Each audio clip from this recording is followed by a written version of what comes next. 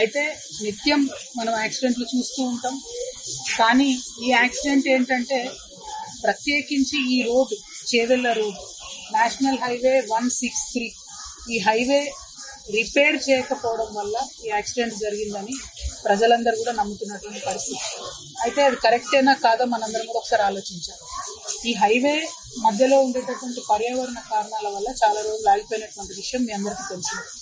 ఆ highway expand చేసే లోపల ఈ ప్రభుత్వం వచ్చిన తర్వాత నేవల్ రాడార్ స్టేషన్ మంజూరు చేయడం జరిగింది. అంతకుముందు తెలంగాణ వచ్చిన 10 ఏళ్ళు కూడా మనం ఆ నేవల్ రాడార్ స్టేషన్కి పర్మిషన్ ఇవ్వలేదు. ఈ రాడార్ స్టేషన్కి పర్మిషన్ ఇచ్చిన ఒక పక్క, ఇంకొక పక్క వికారాబాద్ జిల్లా కేంద్రం ఉంది. దాంతో ఈ చిన్న రోడ్డు మీద రాకపోకలన్నీ పెరిగినటువంటి మాట మీ అందరికీ తెలిసింది. ప్రత్యేకించి ఈ రాడార్ స్టేషన్ శాంక్షన్ అయినాక మరి పెద్ద ఎత్తున చాలా పెద్ద లోడ్ ఉన్నటువంటి బండ్లు ఈ రోడ్డు మీద ప్రయాణం చేయడం, దాంతో ఒక పక్క రోడ్ అంతా కూడా కుంగింది. ఇప్పుడు ఇక్కడ నుంచి మేము యాక్సిడెంట్ సైట్ కూడా పోతాం. అక్కడ చూసినటువంటి వాళ్ళు, ఆ రోజు యాక్సిడెంట్ చూసినటువంటి వాళ్ళు, అధికారులు, నేషనల్ హైవే వాళ్ళు అందరూ ఒకటే చెప్తున్నారు, చిన్న రోడ్డు 2 దిక్కులు కుంగింది. సో టిప్పర్ వాడు మధ్యలోకి వచ్చిండు, బస్సు కూడా మధ్యలోకి వచ్చింది.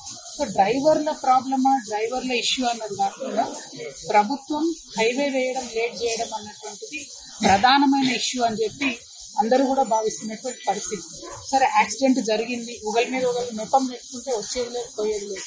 కానీ నేను ప్రత్యేకించి ప్రభుత్వం అని ఎందుకు చెప్తా ఉన్నా అంటే, ప్రభుత్వం తప్పిదం వల్ల 19 మంది ప్రాణాలు పోయినాయి కాబట్టి ప్రభుత్వం బాధ్యత వహించి కనీసం చనిపోయినటువంటి వారికి ఒక్కొక్కరికి ₹1,00,00,000 ఇవ్వాలి.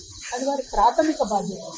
ఈ అందరికి ఇక్కడ ఉండే రిపోర్టర్స్కి, చేవెళ్ళ ప్రాంత వాసులందరికీ కూడా తెలుసు, ఈ హైవే మీద గత కొన్ని ఏళ్లుగా ఒక 300 పైచీలకి ప్రాణాలు కోల్పోయినటువంటి పరిస్థితి.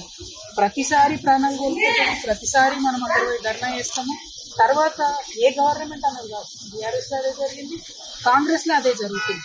నిన్న యాక్సిడెంట్ అయినాక చేవెళ్ళ పట్టణంలో చౌరస్తా మీద ధర్నా చేసారు చాలా మంది. పోతే ఎంత ఘోరం అంటే 19 మంది ప్రాణాలు పోయిన విషయం ప్రభుత్వం పక్కన పెట్టి ధర్నా చేసిన 30 మంది మీద కేసులు పెట్టి, నేను ఈ ప్రభుత్వాన్ని తాండూరు ఈ 30 మంది మీద కేసులు పెట్టి నేనేమంటున్నా అంటే, ప్రభుత్వం ఫస్ట్ ఆ కేసులు వెనక్కి తీసుకోవాలి.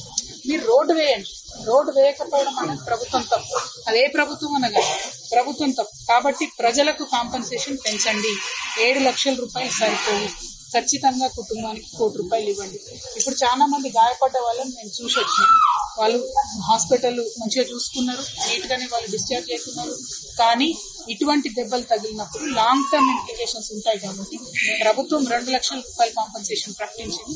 అది నాకు తెలిసి ఇప్పుడు ఉన్న వాళ్ళైతే ఎవరు మాకు రాలేదు, అందలేదని చెప్తున్నారు. దాన్ని దయచేసి పెంచమని అడుగుతా ఉన్నాం. ఒక్కొక్కరికి కనీసం 10 లక్షలన్నా ఇవ్వమని అడుగుతున్నారు.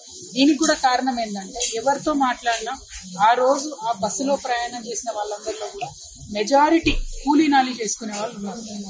అటువంటి వాళ్లకు వచ్చే 2-3 నెలలు ఇంట్లో ఉండి రెస్ట్ తీసుకోవాలంటే మరి వచ్చే జీతం ఆగిపోతుంది. మీరేమో కొత్తగా పెన్షన్లు ఇస్తలేరు, పెంచిస్తలేరు. అట్లాంటప్పుడు ఆ కూలీ నాలి చేసుకుని బతికేటటువంటి వాళ్లకు కాంపన్సేషన్ కింద ప్రభుత్వం ఎక్కువ డబ్బులు ఇవ్వాలని చెప్పి నేను డిమాండ్ చేస్తున్నా. మీరు ఇచ్చే 2 లక్షల మందులకు కూడా సరిపోవు కాబట్టి వాటిని పెంచండి. కాంపన్సేషన్ కనీసం ఒక్కొక్కరికి 10 లక్షలన్నా దయచేసి కాంపన్సేషన్ కింద ఇవ్వండి. బాధ్యత తీసుకోండి. తాండూరులో ధర్నా చేసిన వాళ్ళ మీద పెట్టినటువంటి కేసులు ఎత్తేయండి.